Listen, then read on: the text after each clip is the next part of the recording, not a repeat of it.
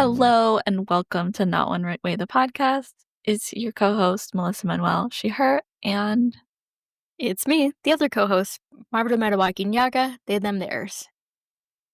how are you, Barb? Doing so good. I'm not physically in bed, but mentally I am a little bit in bed. Real. Yeah. I wish I was in bed, but I'm so excited to be here, of course, always. Yes. I'm trying to finish off my morning coffee, and it is 2 p.m., so it's been a weird morning. It's been long. Are you on coffee 1 or coffee 2? This is my first coffee. I've been sipping on it since 9 a.m. Oh, it must be so cold. No, the thermos is actually pretty good. Oh, It's still warm. That's nice. I don't drink coffee, so I don't understand the science, the logics of maintaining your warm coffee all day. Have you watched anything good, Marv? Yesterday, I watched Conclave on the cock, and oh my gosh, dripped out divas. The fit changes day to day, the little like crosses and rosaries. Wow. Hold on. Up. What is conclave? This is not what I thought you were gonna say at all. It's based off of on a novel, and it's like crime thriller sort of like, but it's set in the College of Cardinals in the Catholic Church as they're electing a new pope. Oh, okay. Dramatic. See, I was setting you up to be like, oh, gee, did you watch anything good? And you were gonna be like, oh yeah, we just watched Win or Lose together, but that's okay. I can Oh my god. I'm sorry, I've just got Conclave on the mind. Like, I'm just thinking about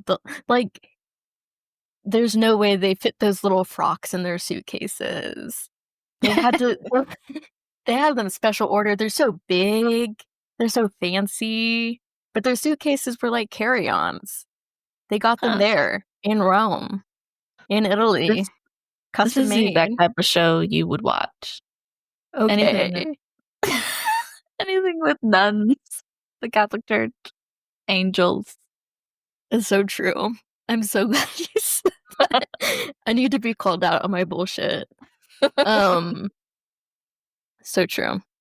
Remember when we watched Warrior Nun? For straight Remember when we reasons. watched Warrior Nun? But we never watched the second season, and apparently the relationship was more like apparent. Yeah. It's fine. It wasn't that good. It was just because you love the Catholic Church, in theory. I don't know. I love the aesthetic. Yeah, that's the word I was looking for. Yeah. Okay, well, I'm glad you're enjoying Conclave. Yes. Should I set you up to talk about Win or Lose? Yeah, set me up. I have so much to say. So I know from a lot of our previous interviews, you talk a lot about some really great children's animated television. Is there anything that comes to mind for you recently you've watched that's setting the bar for children's animation? Oh my god, I'm so glad you asked, because I have just a thing. It's Pixar's new show, Win or Lose, now on Disney Plus, all episodes. So good, as you would know because we watched it together. Yes. Wow. I am so profoundly obsessed, but not just like as a fan, but as a producer. I want to like step behind the curtain and talk to everyone and be like, how did you do this? How did you do that? And then I watched the making of documentary, Meet the Pickles, and then they did tell me. And I still want to know more. They also low-key revealed how much they crunched for that show, because they're like, it's 145 minutes of animation, and that's longer than any of our features. And for a feature at Pixar, we take 5 years.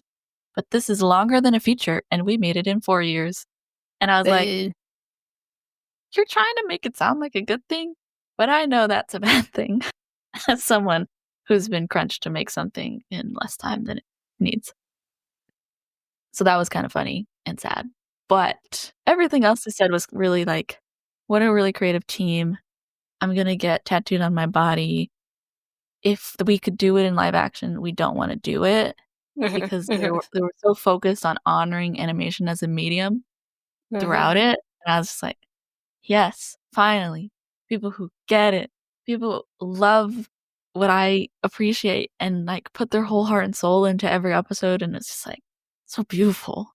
And I know there was all the like drama around the like removing of the trans storyline with Kai, but then you watch Kai's episode and it's like there's no untrans explanation for this. Like everything in Kai's episode was very trans, and I am so proud of everyone who worked on it and on making sure that happened. And like, I know it was easy.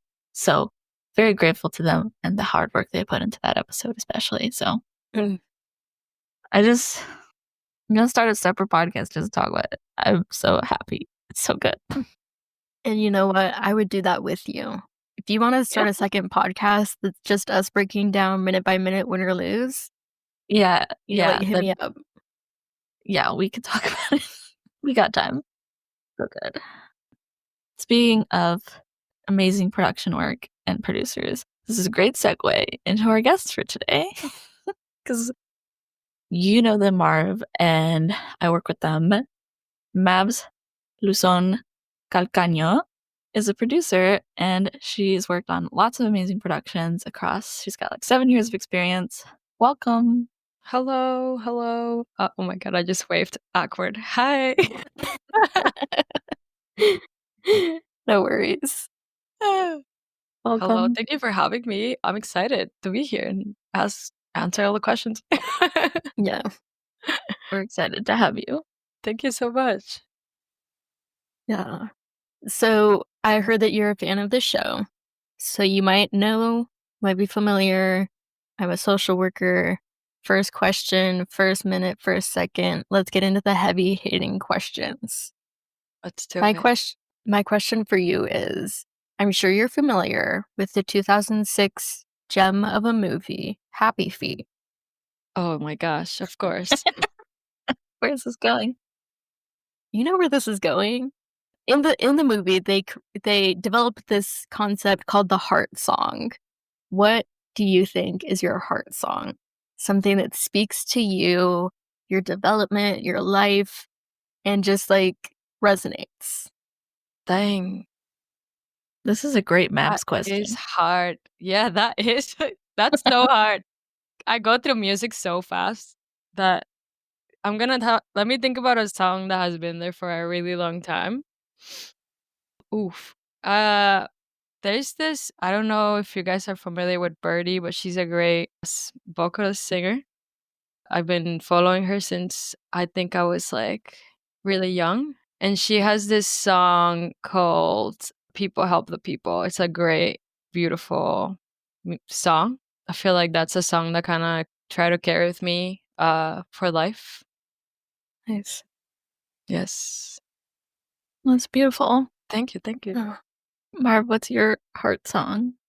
Oh my gosh. There's this song by a Swiss German duo called Boy, and it's called This Is the Beginning. And I feel like it's followed me through so many transitions and like that feeling of we're just going to begin again, and that's fine. And it's going to be something beautiful because we can do that. We can make it happen. That's awesome. That's beautiful. These are great answers. Melissa, do you want to share your heart song? You have to. No, I don't have one. I can't think of any music. It's all that's weird from my brain. And all the songs that are popping into my head, it's like, it can't be Love Like Whoa. Because that's not my heart song. I was going to ask you if it's Love Like Whoa. Oh, God. But maybe it's silly, but like maybe it is Fireflies by Owl City. That's that's a great like that song. I love that song. It's so beautiful too. Have you seen the music video for that? Is like so dreamy. It makes you feel so good. I actually haven't, which is weird because I listened to it so much. You should go watch. I feel like I grew up not liking music, which is weird. Like most of my childhood, I was like anti-music. But Owl City was like the first band. I was like, oh, I understand why people enjoy this. Yeah, that happens to a lot of people, surprisingly. I encounter a lot of people that are like, "Yeah, like, don't like, the music's playing there, but I'm not, like, listening or, like, paying attention," and I'm like, "I didn't know that was a possibility, but that sounds interesting. I wanna know what's in there in your brain then." Like, what's the elevator music in the background, you know? Yeah, yeah, exactly. I found out pretty recently that, like, most people don't have just music playing in their head at all times, and I was just like, "You guys just live in your brain in silence? And or, like, thoughts. You're just in there by yourself? It's scary. Sounds horrifying. Yeah. Wow." There's definitely music playing in my brain at all times. True. Yeah. Almost, yeah.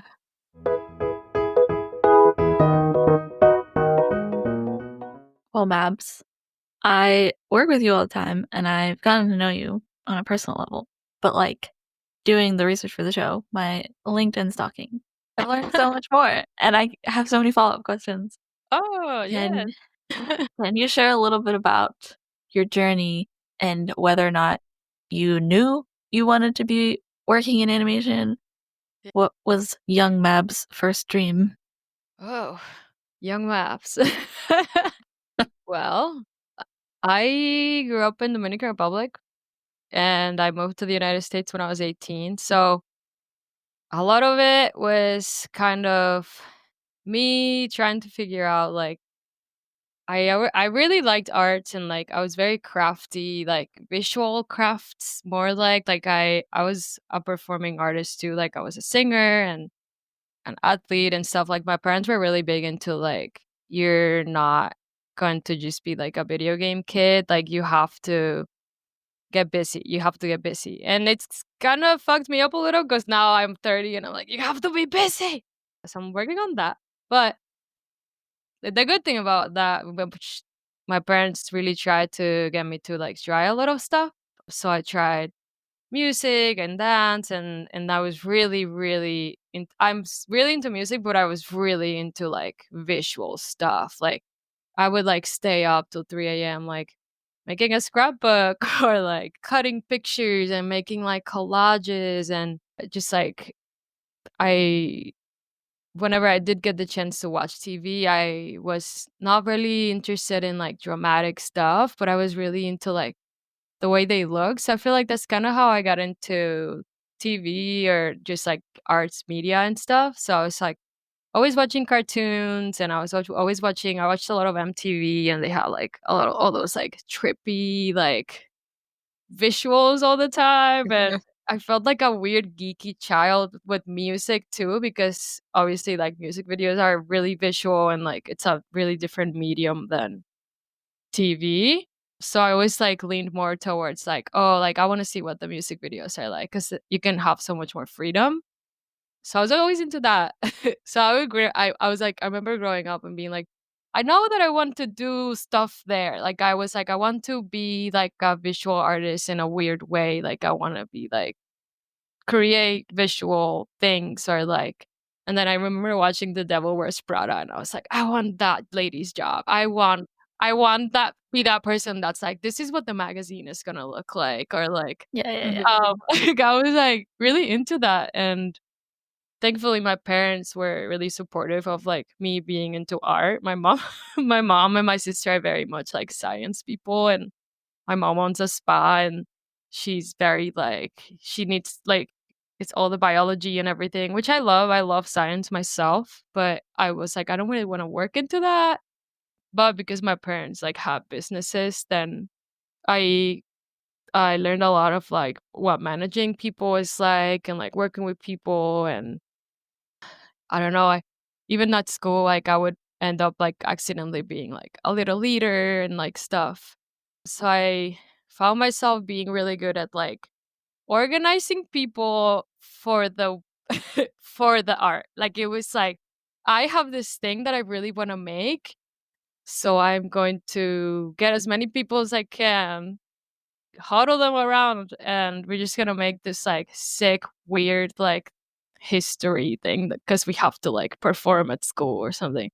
So it was always kind of like that. It was always like I was there was art, and then there was, like, my personality like really coming through of like I really liked like organizing people and like planning.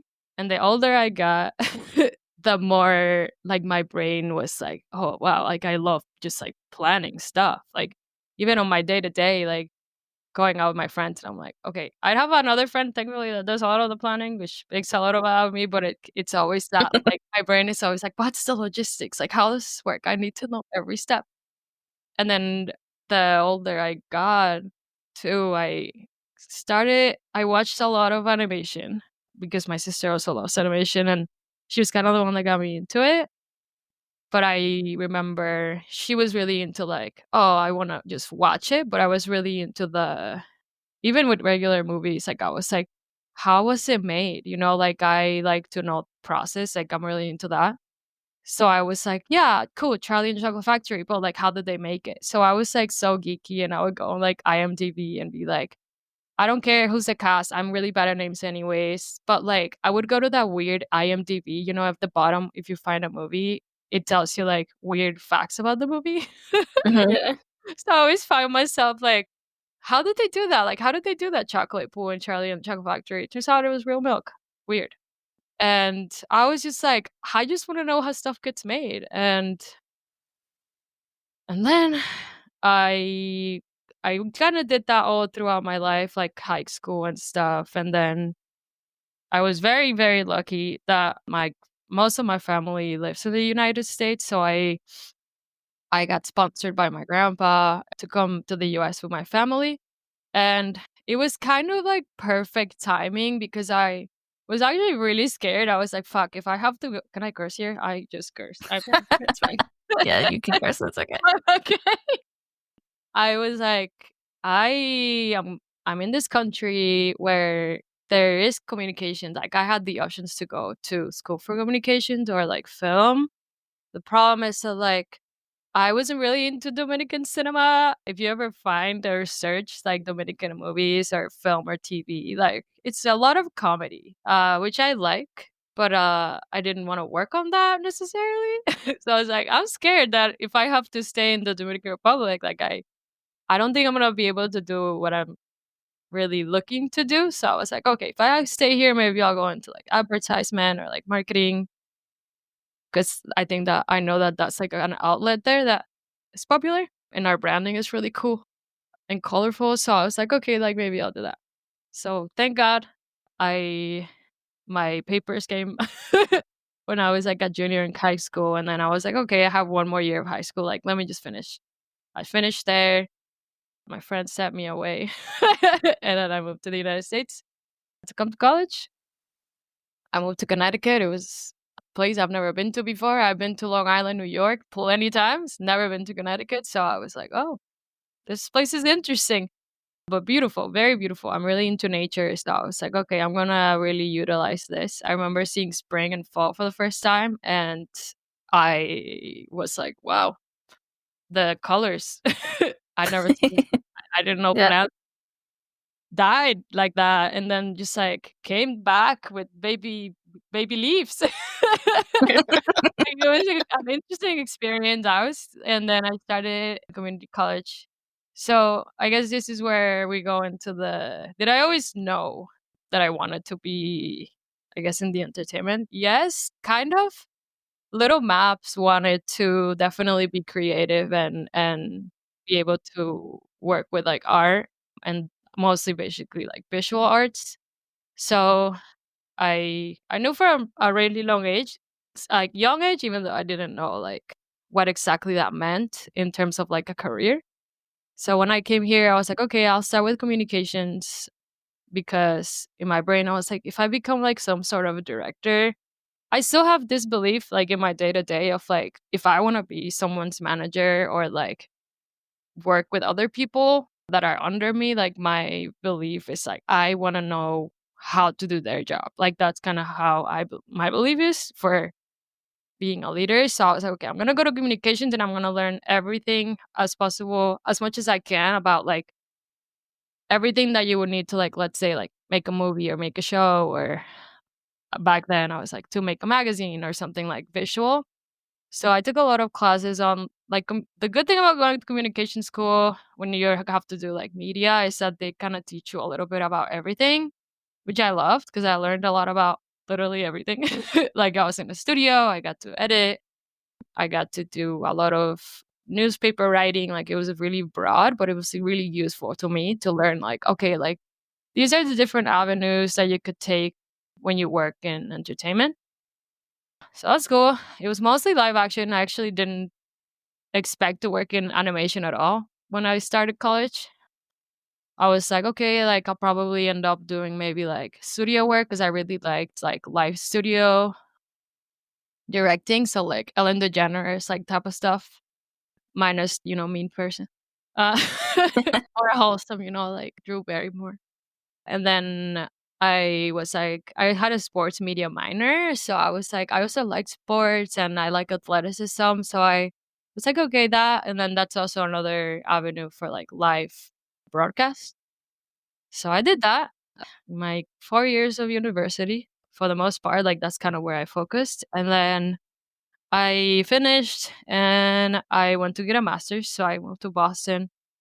And when I was in Boston, is actually when I discovered a lot about, I actually learned about like, this is how you develop a show. Like my whole program was like very focused on like film and TV management and also like development. So it was like half of the year you were working on like line producing, and then you were learning like this is how you make a project, and then the other half was this is how you create a project from like the creative standpoint. So I had to basically pitch a show every week. That was really cool. Every week they were like, this week we're gonna do a talk show, and then you're like, okay, got it, and then you go and like develop a talk show and you pitch it to your classmates. And the other week you do like a documentary. You don't have to like actually execute it, but you have to basically get used to the idea that like what do you need to make a show, and then how do you make it to pitch, and then how do you the question they always had at the end is like how do you make your show longer? Like how do you give it legs is what they ask. So I'll bring that with the rest of my life with me. It unfortunately ruined TV watching. I watch things and I'm like, okay, it's been 5 episodes. Like, there's no way we're gonna watch this for 3 seasons, and then I'm there like, ah. It's hard. Watching TV is hard these days, and movies. But there's a lot of good stuff out there. It's coming back. But that was my when Boston life. Basically, just like pitching a show to my teachers and my schoolmates every week for a year. It was crazy.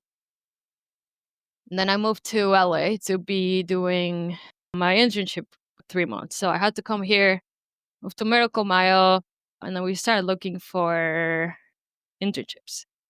So as I'm in the year of Boston and I'm like, okay, developing stuff, I found myself developing friends and family content a lot. I was like, it seems that this is my thing. Like I think I like the youth.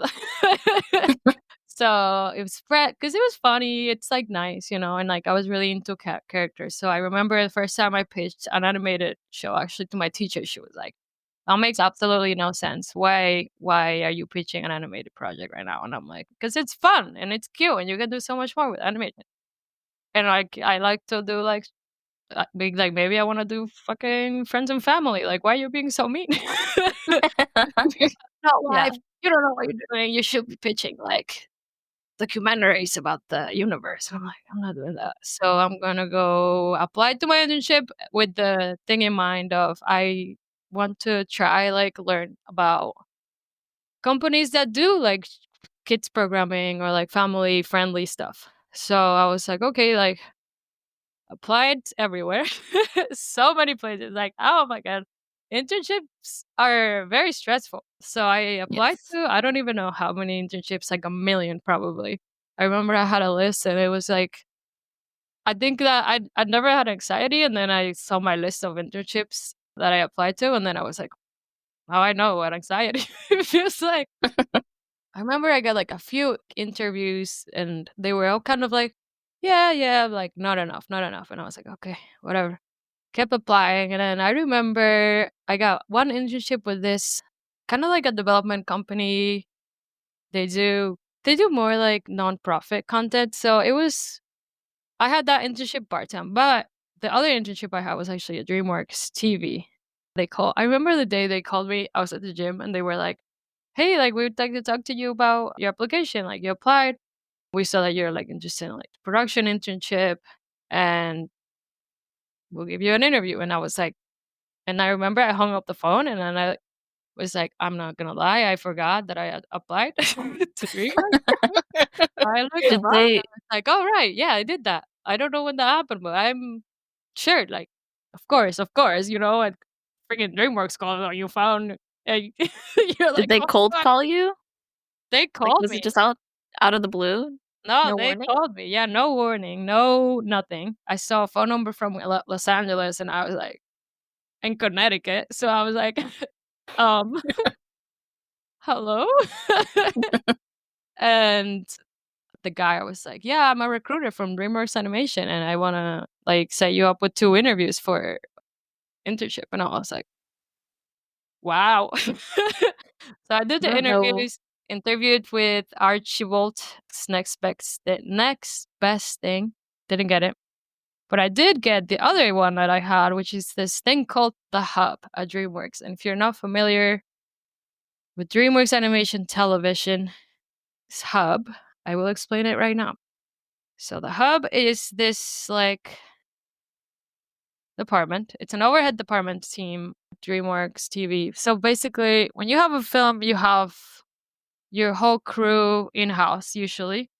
So you'll have like a bunch of modelers, you have like your texture artists, you have like your 3D artists doing their thing, rigging, and then you have your animators, blah blah blah. Call it down the list of like what animation workers are, artist wise, for 3D mostly. But the TV team at DreamWorks doesn't generally have everyone in house, so we actually do a lot of contracts with like partner studios or like outside vendors as we call it. So I got to intern for that team that manages all those vendors and connects every show with a vendor. So basically, we're like managers of all of the TV shows at DreamWorks, but like not for their pre-production teams, but mostly basically like let's get your show done after storyboards. So that was great because I was like, first of all, I have no idea how animation works. Like I warned my boss, I was like, I don't know what you saw in me, but I'm down. Because I've never done a single thing in animation.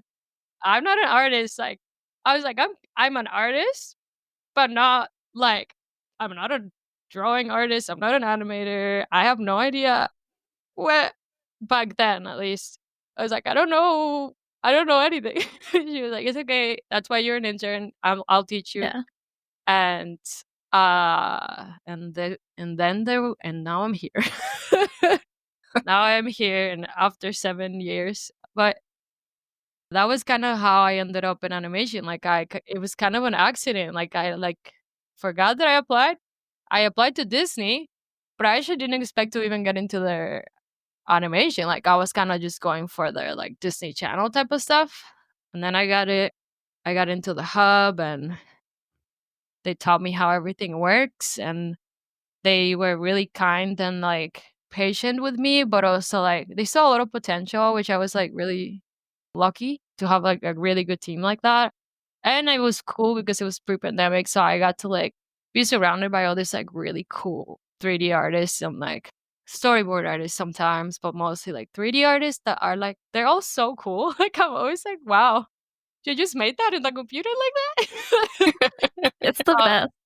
yeah, so it was a really cool, and it's kind of how I felt in love with the animation industry, to be honest, because I got to kind of just like be with all these cool people and wear jeans to work and, and just have this like really cool like experience that many don't get to have in entertainment industries. That's a very long-winded how I'm here now. And we appreciate it so much that you shared all that. Like, Thank you. thank you for the full story. Thank you for the little asides. We love a full journey. We love all the Yes. details. Yes. It paints a full picture. We love it. Mhm. Thank you.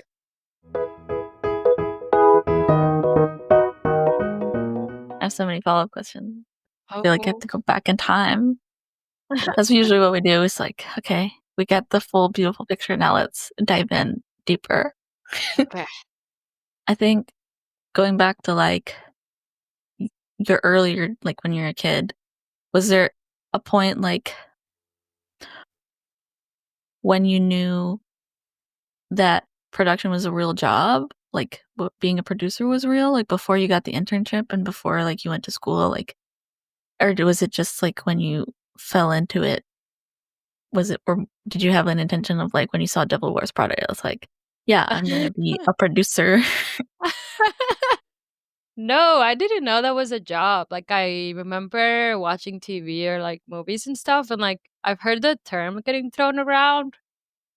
I honestly didn't really know what a producer was until like maybe I was like about to graduate college, which is kind of sad to say, but the one bad thing that entertainment has is very focused on the directors, like always. And I was like, okay, Mhm. like, and then I remember I went to like my first day of class learning like in studio production, and when you actually shooting something live, there's a bay, and then there's a director sitting in the middle. There's like 3 rows or 4 rows. There's a Mhm. director. He sits in the middle, and he's like basically picking the cameras as you are shooting. And then next to him on the right side, usually it's like their sound guy, and they manage like sound and then there's a person that picks the visuals, like the CG graphics, and time person, the assistant director, and then at the very regular room on the corner, they were like, and then there sits the producer. And I was like, what's that? My professor was like, the producer is like your show's walking Bible. And I was like, excuse me, what? What does that even mean? And they're like, Right. everybody that has a question ever in their life at work, they're probably gonna go to their producer. They like manage everything, and they know the schedule, and they know the rules, and they know what you can do and you know what you can't do. And I was like, that's cool. They're the person that gets to say no. And then they're like, yes. And I was like, well. And then my sister always calls me, I was like, bossy. So I was like, that sounds cool. Like, I wouldn't mind being that person that kind of just like tells people what to do and tells them no all the time. Yeah, So that's yeah, actually yeah. when I found out what a producer does and is and how important they are. And then, because they're the one that gets to say no, entertainment never talks about them. So from a really young age, I was like, oh, it's just a director, right? Like it's just a director. And then I learned and I was like, wow, there's like a million more people. Like a director's just the one person. So I didn't know when I was little. No. But I knew I was bossy, apparently, per my sister. And I knew I liked to be a leader. And I knew I liked organizing and getting people together for like the same goal. So I guess in my brain knew it, but I didn't know that there was like a name for that job. Right. Yeah. Definitely. I didn't know it was job until, like you mentioned, you're older and you realize you start watching the credits and you're like, that's a lot of people. What are all those jobs? Yeah. Um, and then you start Googling and you're like, yeah, it does take a lot of people to make anything. It's not just one Yeah. freaking guy. People, it's really crazy. It's nice. It's nice to be in a job where you need so many people, especially when like a day to day. It's like cool. You get to meet so many cool people and like personalities. Mm-hmm. It's fun. And then do you want to share how you went from an intern at DreamWorks to your next job? Oh yes, How of you course. continued your career? Yeah, so I became an intern and naturally I love learning. So I'm always asking questions. Like I always want to know like my parents always make fun of me for this, but I'm always like, how does it work? Like that's my general like MO in life. It's like, but how does it work? Like I don't know. I like to ask like the why of things a lot. So when I was an intern, naturally I was like, why though? Like how does that work? So that got me to talk to like a lot of people. Like my team had like 90 artists when I was an intern. So I because it was like this completely new space in the entertainment for me. I was like, I have so much to learn. Like, I need to learn everything. So I talked to people. I was like, hey, like, what do you do? I would like set up calls with people, or like, I guess in person back in the day. Wow, I sound like an old lady. Back in the day. Back in like 2019. I know. I think that I'm really shy, but I am really ballsy in terms of like I will just reach out to a random person and be like, "Hey, let's meet. Like, I just want to know about your life and like tell me what your day to day is like." So I would find things that like interest me and and be like, "Hey, like you're an artist. What do you do? What's your day to day like? And like who do you have to talk to every day?" And then they would give me their rundown, and then every time I made this a rule. Another professor was like, "When you are in your internship, always talk to people, and then when you finish the conversation, ask them to recommend you somebody to meet with." So I was every time I was like, "Okay, like I'll make this my rule." I was like, "Is there someone that you think I should talk to?" So I did that every time. And because of that, it always ended up being like, "Oh, you should talk to this person." And then I was like, "Okay, well, here I go. Let me talk to this random person that I just met." So I did that a lot. My internship was 3 months, and I was like, "Well, I'll just do my internship." And in my mind, I was gonna actually move back to New York or Connecticut. I really wanted to, like, go back to the East Coast. So I was like, "I'll just do my internship, but, like, I'll keep getting to know people and, like, the industry and stuff." I know that, like, Nickelodeon was there 'cause at that point, I was like, "Okay, I definitely want to stay in animation." Like, I really like this medium. I like that it's visual, and I like that I'm surrounded by so many cool artists. So I was like, "I definitely wanna stay here in this medium, but I don't want to necessarily be in California." So I was like, "Okay, if I can connect with people, I can hopefully work for Nickelodeon or Paramount or something over there, Blue Sky, RIP." And, RIP. um, RIP. but then in my meeting with people, they were like, "Oh, well, there's like a few shows coming up soon, and you should like meet with the line producers, or like you should apply." And I was like, "Yeah, like I'll give it a go." So I applied to some PA job and then interviewed. Then I got hired to work on Camp Cretaceous, Jurassic show that came out, I don't know, a little while back. On Netflix? Yeah, that show was crazy to make, but it was a lot of learning. I actually left early because I actually went to go work for the hub again. So that's kind of how I got also more into production. Like I was a PA, and when you're a PA for a show like that, it's cool because you're working for a really big project, and you're working for big personalities, but also in a big studio. Like there's a lot to learn, but also like a lot of politics you kind of have to learn, even as a PA. So that's kinda where I learned a lot of like, okay, like this is the basics of production, and like this is what happens when we're like out of development. So I did that, and then I I found out that one of the coordinators that I was in my previous job at the hub Mhm. was leaving. So I was like, "Hey, like I know that I've only been a PA for like 6 or 7 months, but do you think I am capable to like do the coordinator thing yet, or you think I'm like still too young?" And she was honestly like, "Honestly, you're like the best intern we had." Nice. They still say this, and I appreciate them so hard for that. But I That's the did work best with feeling in the little world. Cootie. I worked my butt up for that internship though, so I feel like I get it. So she was like, "No, dude, like you should do it." So she kind of got connected me with her boss, and then another boss that got hired for the department. And then I got the production coordinator to be at the hub. That was very sick because then that's when I started working more with like finaling and marketing, which is funny because full circle, I do that a lot now too. But my artist, so at the hub, when you're production, it's very similar to working on a feature. Like you usually get a department that you're in charge of.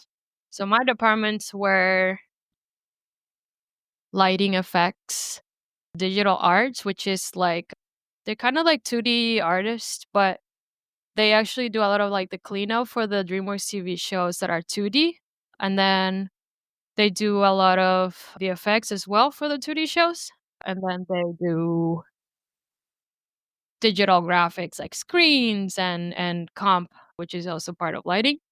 So they do a lot of that, and then the marketing team, because I'm dealing with like a lot of the finaling of it all. I had to work with marketing a lot because obviously marketing just wants pretty things. And I was the one managing the artists that were making the pretty things. So I got to manage that team for a good while. That was awesome. It was fun to kind of get back into the visuals of it all. And then a friend reached out out of nowhere to ask me to go to Netflix for to work for her on a show called Ghee. Beautiful, beautiful, beautiful show. I think that's probably the best show I've ever worked on still to this day. Other than Shira, because that's Uh. fucking sick.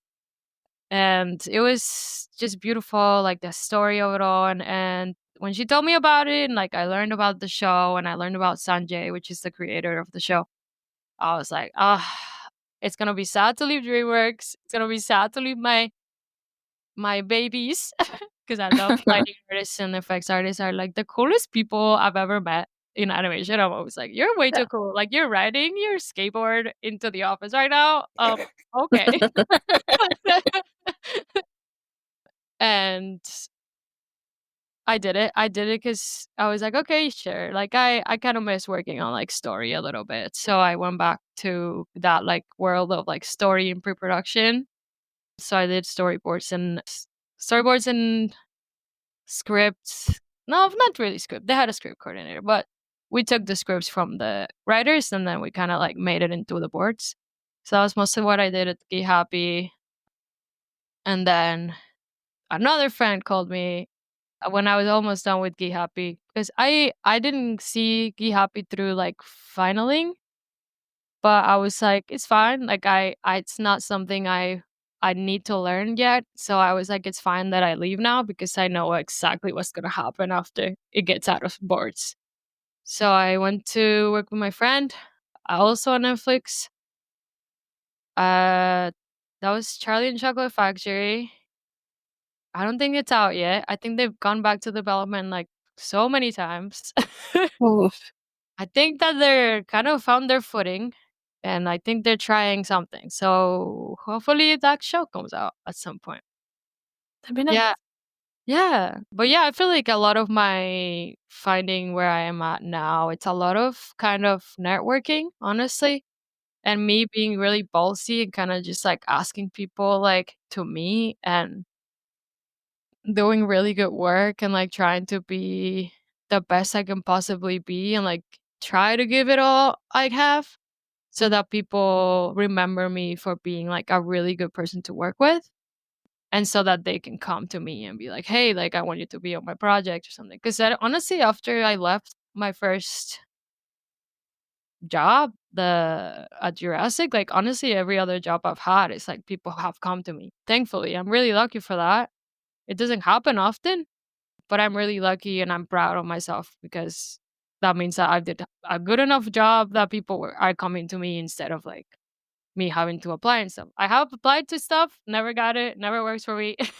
Never works for me. Every time I've applied to something, it never happens. Other than DreamWorks animation, apparently, which I don't know, more than 7 years ago at this point. But that's kind of how I've maneuvered my career. Yeah. Thank you. I can confirm Mabs is a delight to work with. Oh, good. I'm glad.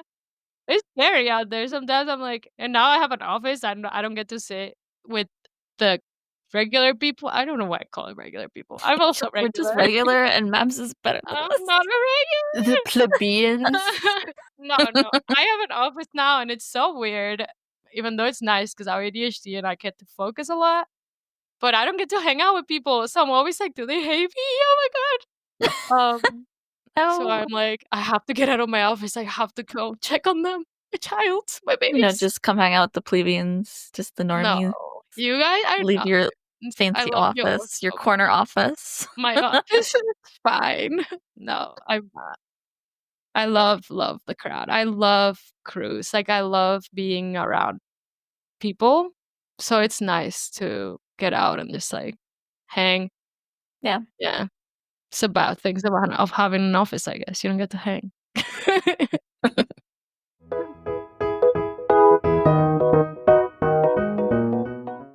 I'm curious to hear about what makes Ghee happy, like such a great project for you.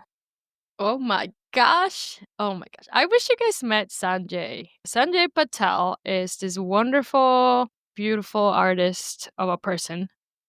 He's this Indian guy, very chill for all of the accomplishments that he has.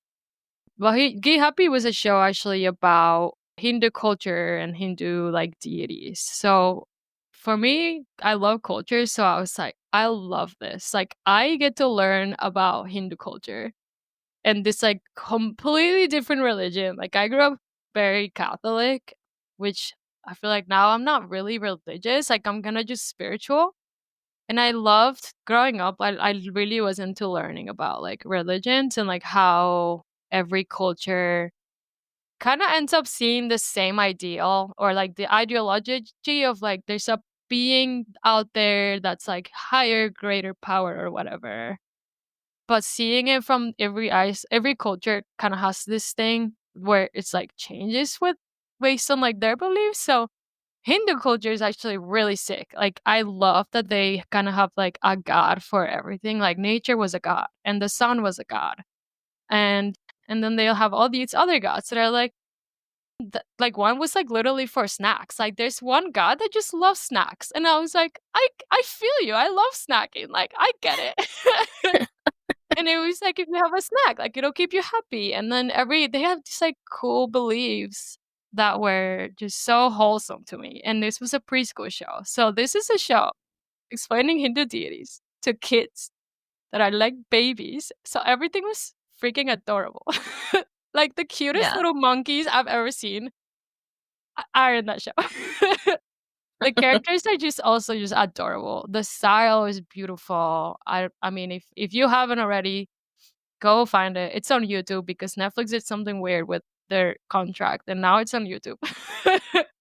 So you should watch it. Keep happy. The style is gorgeous. The songs are freaking cute. Like, the whole experience was just so wholesome. And we basically made this whole show during the pandemic. Like, I remember I joined Wow. them in 2020, and it was all from home. But somehow we made it work. Like, I feel like the team was just so open and flexible to meeting each other on Zoom and like doing the thing and like having like Zoom hangout sessions or like working sessions. And the art director, Joey Chu, is also a wonderful human being of an artist. Like, so creative. The writers were awesome. Like, that show's just, like, encompasses to me, like, how every show should be. The production team is awesome. They are so organized and, like, passionate, and they managed the personality of, like, Sanjay, who's, like, a very creative, like, he came from Pixar. So, when you come from Pixar and to making a TV show, like, it's so different. Like, Pixar, like, I feel like they're, like in my eyes, Pixar is, like, the best studio ever in terms of, like, what they make. So, when you come from Pixar, which is, like, the gods of the animation film, to, like, Netflix TV, which is, like, we just started, right? Like, we're figuring it out, the studio's still figuring it out, the budgets are, like, iffy, like, they're not your standard Pixar budget. They're not your standard Disney film projects. So, like, it was really interesting to see, like, my line producer and, like, my manager balance the creativity of Sanjay without, like, making him feel like, "Oh, like, your project's not gonna get made because we don't have the money." Like, they always found really cool ways to, like, be like, "Okay, how can we meet in the middle?" Or like, "Okay, and, like, let's talk to the CG supervisor. Like, how can we do this without breaking the bank?" Or like, "How can we do this without, like, killing our team?" Like, it was just so balanced. And I don't know if I have to thank the Hindu gods for this, but it was just like a really joyful project, to be honestly. So that's Mhm. was a very long answer for why Ghee Happy is the best show I ever worked on. Yeah. Yes, it sounds like you had a lot of good reasons. It sounds like Yeah. a It was lovely a team. great team. Yeah, it was a really good team, and they got an Emmy, which feel like they really deserved it because it was beautiful. I mean, you as a whole, you were part of that team, Oh, you thank know, you, in thank you. spirit. I tried, I Oh, tried. Nice. It that's was cool. awesome. Yeah. I want to save some time to talk about your other work, but really important because you worked on you worked on Shira, which is one of my favorite shows. But Ah, you're awesome. Yeah, I love that show. We talk about thank it at you work, for but my sword. I can't believe you just gave me your Shira sword. That's such a blessing. Yes. Yeah, it's sick. It's I those she was just wonderful. Like she's just a queen, and all of the Yeah. characters are queens. Even if they're men, they're all queens. I love them. So true. Ah, yes, yes. When you were working on Jurassic Park, did you have to learn a lot about dinosaurs? I honestly didn't have to learn as much as I thought I would have to. I was like, dang, like do I have to like learn all the dinosaurs' names right now? And I didn't. Thankfully. I wasn't in design, so I think my designer production coordinator was the one that really had to like hone in on the dino names. Awesome. I was just really curious, like how much dino knowledge does Mabs contain? Dino knowledge. I honestly didn't, but funny story, my first duty when I was an intern was actually picking trees for that show, for Jurassic. So I feel like when I got hired for Jurassic, I was like, feels like full circle. Like I picked your 3 trees. So I had to go in this like CG library and be like, these are the trees that are These gonna go into are your island. right the So I learned a vibe. lot about trees and ferns and stuff. Yeah, Mhm. That's yeah. funny. I grew my English language by a lot working on That's Jurassic. cool. Yeah. Do you wanna tell the listeners a little bit about your own business, Musen, which is Sure. not animation, but still artistic and in the Yeah. entertainment industry? Thank you. I one day I hope there's animation connected to it. One day. I have this side gig where I like to host and organize concerts and stuff, or like arts, mostly music related events. So I started doing that. I kind of had been doing that throughout my life. I just never noticed that it was there. It's like, that guy friend some girls have that's like he's been there all along and you kind of just like, yeah, yeah, like he's just my friend. And then you're Uh-huh. old and you're like, "Oh, wait, I was in love with him the whole time." And then I never Yeah, noticed. just like 16 Candles, I think. Exactly, exactly. Yeah. So, I feel like music was kind of that thing for me where I was always it was always there for me, and it was always my outlet, and it was always what I ended up reverting to. And I did performing arts in college, so it was like I was in choir, like I was a singer. I'm still a singer, obviously that doesn't go away. But I was organizing stuff, and then I was just like, yeah, like this is just fun. And then I got another master's during the pandemic because I was bored, and whatever. Just have 2 So masters, no biggie. when I They're big. when I did that, I went to Berkeley online school for music business because I was like, I want to learn more about like music and like the business of it. Like it's something that's always been there for me, and the pandemic is happening, and having like crises of like, what am I doing with my life? Like, is animation all there is? And I was like, no, of course not. So that's kind of how Musen started. Actually, was my thesis project, which is funny because it actually had a lot of animation relation. When I started, it was gonna be a VR headset app, and I still want to do this. I want to find a way to basically make 2D art, but make it like layered, almost like a Photoshop file, but like you have all the layers. And I want to find a way to animate them in a circle. And then you put the headset on and there's music playing and the animation around you is moving like in the VR headset. So that's actually how Musen started. I was like, this is what I want. And then I found out I knew nothing about VR headsets. And I started digging, and I was like, this is so technical. Like, there's no way I can get a thesis finished in this amount of time without like using like at least a mini show's budget. So I was like, okay, I can do that. So then I was like, what if we just start like hosting concerts and like stuff? It was always leaning towards like mindfulness and stuff. So then I was like, okay, what's the most basic thing I can do? And I was like, the most basic thing I can do is like start playing music and tell people to just not use their phone. Like, don't use your phone while you're listening to the song. And then I was like, that's the whole thing of like Musen. It's like it literally means like music plus Zen. So that's a little bit about how Musen started. And then now it's I kind of I'm a big dreamer, so I always have to like find myself like pulling back of like you're dreaming too high right now. So I was like, I'm trying to do this in like like small levels. So right now I'm literally just hosting little concerts and like promoting artists that I like that are also like new, because I feel like a lot of new artists don't really get the recognition.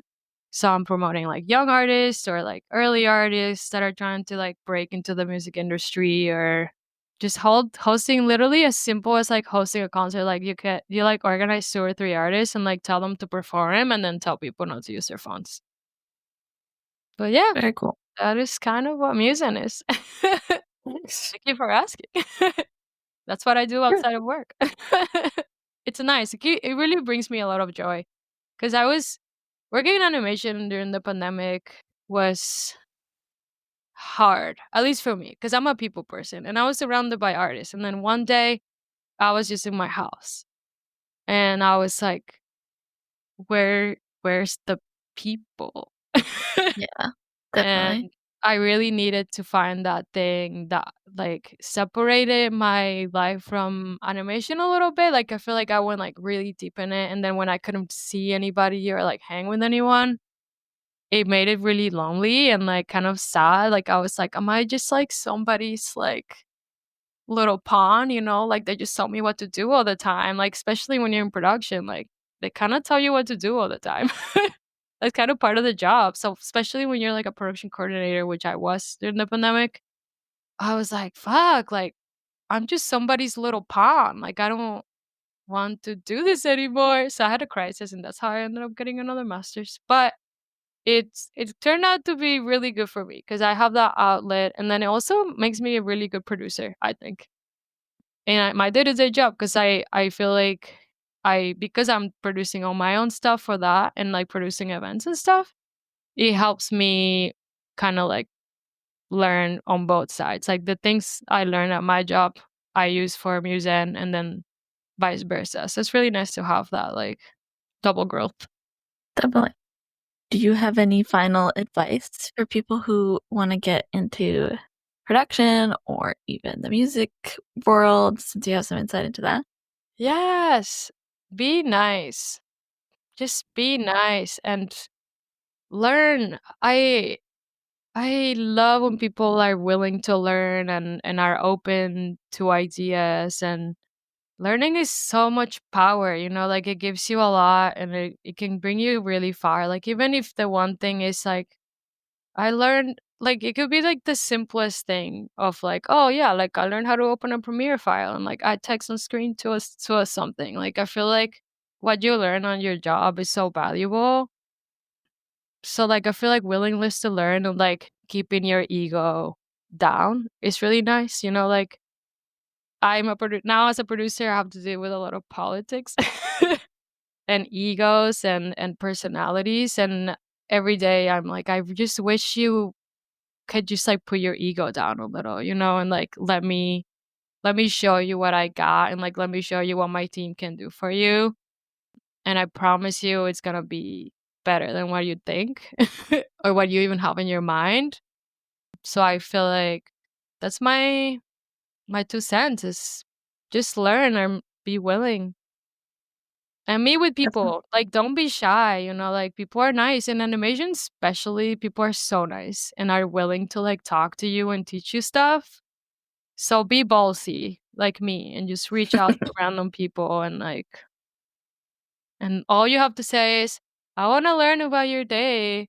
Can you just tell me what your day-to-day is like? Like, I just wanna set up an informational." The word informational can get you so much farther than just being like, "Hey, it's me. Can you give me a job?" Uh, Yeah, so yeah, yeah. it's a lot more friendly, and I think people are always willing to, like, teach, or mostly always. Nice. That's awesome. You'd be surprised how many people's advice on this show has been, "Be nice." Yeah. Oh, That's, like, yes, a be lot of people's nice. Like, advice. your production people are so important. Like, I really wish that there was, like, a way. I My dream one day is to, like, take everybody out of, like, take a crowd and just, like, remove the production team and then just see what happens. Like, I just wanna see what It's happens. just the purge. Just wanna see what Absolute happens. And then it would madness. just go on fire. And every time I'm like, "That's why you need a production team. People that like to organize and tell you what to do, because Yeah. otherwise you wouldn't have a show and you wouldn't be here getting Emmys." Amen. Yeah. Production strong. It's so important. Like, people don't understand. Marv, do you have any final questions for Mabs? Or I do thoughts have a on final question. What do you think was the first, like, animated show or movie that made you think, "Maybe this is the future? Like, this is Wow. what content should be," you know? What content should be? There's so many. My brain is going through, like, every. Can I have multiples? Yeah, Yeah. yeah, yeah. Yeah. Okay, okay, okay. The first time I remember watching an animated movie, and I was just like, "Wow." And then that actually was kind of what made me fall in love with, like, visual arts was Pocahontas. Mhm. Beautiful, and she was brown and gorgeous. I was like, "I wanna be like her when I grow up." It's that Fair. that movie's gorgeous. And then the follow-up after that is Brother Bear, also Mm. beautiful movie. No, The classic. music, Phil Collins is a genius. And then Monsters, Inc. I think every movie should be like Monsters, Inc. Monsters, Inc. So true. is like, I've watched that movie probably like 100 times or more. Like, I have to have, like, I think I have, like, a quarterly, like, Monster Inc. watch. Personally, it's kind of geeky, but I like to just find shit that I haven't seen, and then there's always something. There's always something in the background roaming around that you've never seen, even if you watch it 100 times. Yes. The technology in that movie is awesome. Like, I'm really into, like, animation technology, and they, like, came up with, like, some crazy stuff. Like, that fur for the time it was made, crazy. So Um, the story is beautiful. I cry almost every time, even though I know what's gonna happen. It just, like, it hits the spot, the comedy's good, the acting is great. Yeah, everybody should just wanna be Monsters, Inc. Like, I don't know what they're doing if they're not. Amen. So fair. Yeah. I have I was trying to think of my list, and, Mhm. like, instead of Pocahontas, it's Bambi, Oh, but Bambi is really pretty. I think I've Bambi, talked about my Bambi face yeah, We've quite talked about your before. baby phase. that's cute. Bambi's really beautiful. That's It's another really movie that, like, beautiful. it's so well made. Like, the rain sequence changed my life, like, the fundamental chemistry of my brain. So pretty. That movie messed up with a lot of people's chemistries. I know a lot of people I that are like, "When Bambi's mom dies," and I'm like, "Oh, no, When you're I not." was little, I don't even remember Bambi's mom dying. I did not I don't care. remember I was obsessed either. with every other portion. Yeah, a visual that I was like, I honestly kind of don't even know the Bambi story. Like, maybe I have to go watch Bambi today. But Yes, you I do. don't Right now. remember anything about Bambi. Like, I just remember it's so beautiful. Like, that is literally all I remember. And then So there cute. was snow, bunnies. Yes. I'm That's gonna all go in the watch movie. Bambi after this. I love Bambi. I also love Monsters Inc.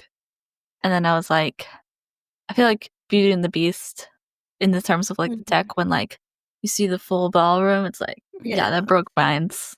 Yeah. Wait, Rightfully. the live action or No, the? ew. Oh, okay. Not I the was live like, wait action. a minute. The 2D. Yeah. That movie's really pretty too. I love that movie. It's nice. And like the music of it is so, but this is the musical theater nerd in me. It's like, it's so musical theater. It hits Yeah. for sure. You know, I'm not into musicals, and I know Melissa and I get into tips for this at work, but that movie actually has great music. I agree. It's I'm good. glad. Yeah. Mabs is It's very funny. anti-musicals, and It's I embarrassing. don't get it.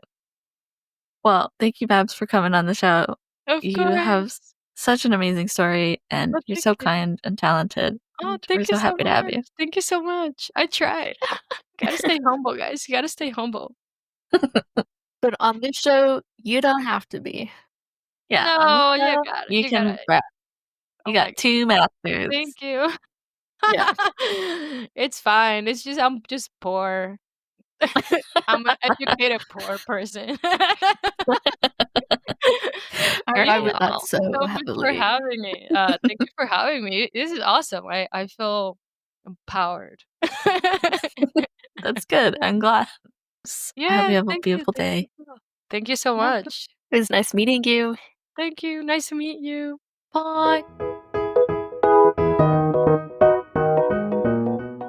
That was our conversation with Mabs. What a fun person. I know I always say this, but like it's always so fun to like end a conversation and just be like, "Oh my god." They're so funny.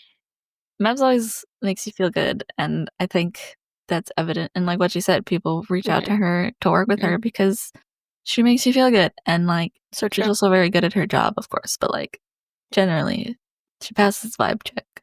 She passes the vibe check, yeah. She's so fun. Thank you, Mabs, for coming on our podcast and being a fan. OMG. So sweet. She came up to me on Monday at work being like, I started listening to your podcast and I'm so obsessed. You guys are so funny. And I was like, OMG, you think we're funny? You think they're funny? Yeah. So nice. Everyone. I feel like this is the point where I should clarify for the record. During our Nicole Pacheco episode, I said that my oldest sister had only listened to the first 5 minutes of our trailer episode, but she has in fact listened to the whole episode, and she texted me to say that. That's a good retraction. We're so sorry, Alicia, for the slander. The libel. But you still haven't listened to like all the episodes, so you know, Yeah. could be doing more. Yeah. And for Gabby, she hasn't listened to any of it, so she's still Oh my God. she's still doing us wrong. Dirty. Done dirty. Done dirty by our sisters. It's okay. I am very excited to go watch Conclave soon and let you know what I think of the nuns. There's not a lot of nuns. Oh, well, the religious people who run for Pope. What are they called? Yeah. The cardinals? The cardinals. Thank you. Don't let my grandma listen to this. It'd be so embarrassing. She cannot know. My grandma's very Catholic. Anyway, thank you so much for recording a podcast with me. Yeah. Thanks for recording a potty with me. Oh my gosh, No, that sounds bad. Don't say that It ever sounds again. bad. That's the worst one by far. Yeah, we'll delete that. Yeah, Melissa, I really appreciate co-hosting with you. You're my favorite. You're my favorite. And to all our listeners, remember to like, comment, subscribe, and tell your friends to listen. Our cover art is by Les H, and And our podcast is edited by Marv. Good job, Marv. Yay. Thank you. And remember, There's not one right way. to get 2 masters. There's not one right way to end up with your DreamWorks internship when you're at the gym. And there's not one right way to realize watching Devil Wears Prada that maybe you want to work in production. Thank you so much for listening. Bye. Bye.